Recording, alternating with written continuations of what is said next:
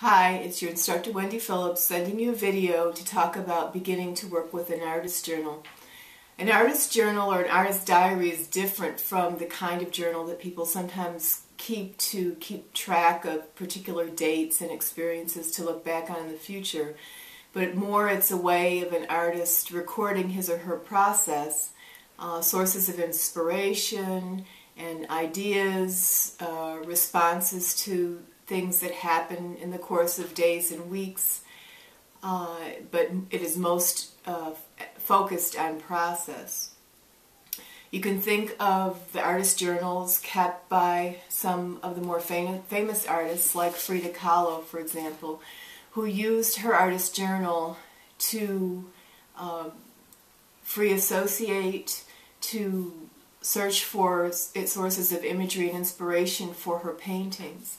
So, for example, if you look at Frida's diary, and there are examples of her diary for week 3 when we talk about the unconscious as a source of inspiration in art, you'll see that she's listing different words that are seemingly unrelated, sometimes related by meaning, often by the sound of the Spanish word. But if you look at her paintings, you'll find that the imagery that comes from this free association has often inspired her paintings and her creative work.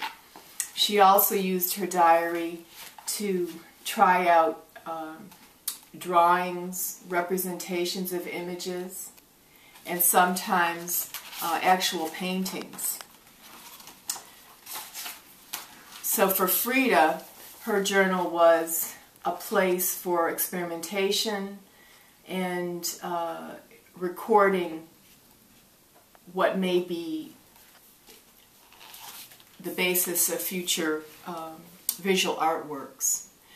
The idea of using free association or writing from the unconscious can also be considered as an artist writes about whatever's on his or her mind. So if we think about Julia Cameron in the book The Artist Way, she talks about how sometimes when we're blocked, when our creative flow is blocked, it's because we're stuck in complexes and worries and issues in relationships with other people or with other work, or just what we have to deal with in day-to-day life.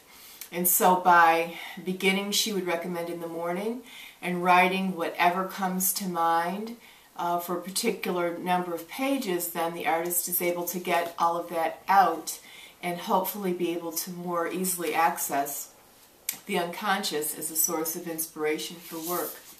So I'll show you a diary that I started keeping just as an experiment. You'll see that some of the pages are writing in the way that Cameron suggests just what's on my mind.